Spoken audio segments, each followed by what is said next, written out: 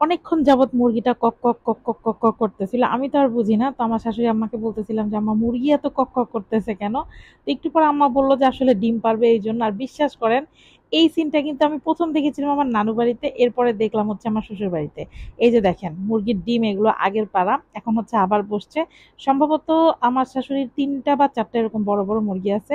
আর মুরগি পোষার উদ্যোক্তা কিন্তু হচ্ছে আমাদের তরফিমনি। তো যাই হোক এইদিকে আবার প্রচন্ড বৃষ্টি ছিল, দেখতেছিনি যে মানে ভিডিওটা অনেক অন্ধকার আসছে কজ অনেক বৃষ্টি ছিল, অনেক ঘোলা একটা আবহাওয়া ছিল। বাট বিশ্বাস করেন এরকম একটা আবহাওয়াতে গ্রামের এই দৃশ্যগুলা দেখতে আমার যে এত ভালো লাগে। আর আমার শ্বশুরবাড়ির পিছন দিকে এরকম খুব সুন্দর হচ্ছে একটা বাঁশঝাড় আছে, যেখানে মাঝে মাঝে আমি হচ্ছে দেখি, আমার খুব ভালো লাগে। সামনে পিছনে যাই বলো না কেন, তারপরে কিন্তু আমার শ্বশুরবাড়ির গ্রামটা হচ্ছে অনেক মানে কি বলবো, ঘন জনবসতিপূর্ণ একটা মানে গ্রাম আর কি। মানে ওরকম আমি মাঠ-ঘাট একটু কম দেখছি। মানে অনেক প্রচুর মানুষ আরকি। মানুষের ঘরবাড়িই বেশি। তো তারপরেও কিন্তু আমার শাশুড়ির যে মানে সীমানা, এর মধ্যেই কিন্তু দেখেন বাঁশঝাড়টা পড়ছে আর এত সুন্দর মাশাআল্লাহ। আর এদিকে হচ্ছে আমার শাশুড়ি হচ্ছে এই যে তিলের ভর্তা করছিল। তো ভর্তা কিন্তু আমার বরাবরই অনেক পছন্দ। যারা আমার ব্লগ-টগ দেখেন তারা তো জানেনই। আর আমার শাশুড়ির হাতের এরকম তিলের ভর্তা, ওহ মাই গড! আর ওই যে ডিমটা কিন্তু ওই দেশি মুরগির ডিমই হচ্ছে একটা পোচ করা। আর এই যে হচ্ছে এখানে রুই মাছ রান্না করা হইছে, এটাও কিন্তু ফুয়াদ হচ্ছে বাজার করে আনছিল ওই রুই মাছ একদম টাটকা টাটকা। তো ওইটা আম্মা হচ্ছে পটল আর আলু দিয়ে রান্না করছে। আমার শাশুড়ির কিন্তু পটল অনেক পছন্দ, ইভেন আমার আম্মুরও। তো যাই হোক আমি এই পাশে হচ্ছে বাজার দেখছিলাম আর ওইদিকে তো খাবার দাবার রেডি, একটু পর হচ্ছে খাওয়া দাওয়া করব। আর দেখতে দেখতে কিন্তু আমাদের মানে ঢাকায় আসার সময়ও হচ্ছে ঘনায় আসছে।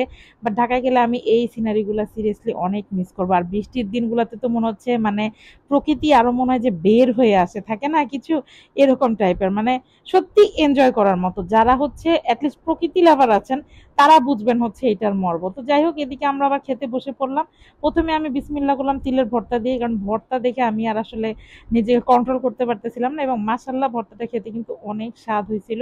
আর বুঝেনই তো গ্রামের জিনিস সবকিছু অনেক টাটকা, আম্মা তো সবকিছু মানে একদম দেখে শুনেই হচ্ছে করে। এদিকে খাওয়া দাওয়া শেষ করে বৃষ্টির মানে জোর মনে হচ্ছে আরো বেড়ে গেছে, তা আম্মার ঘরের সামনে দিয়ে আমি আবার এটা ভিডিও করতেছিলাম।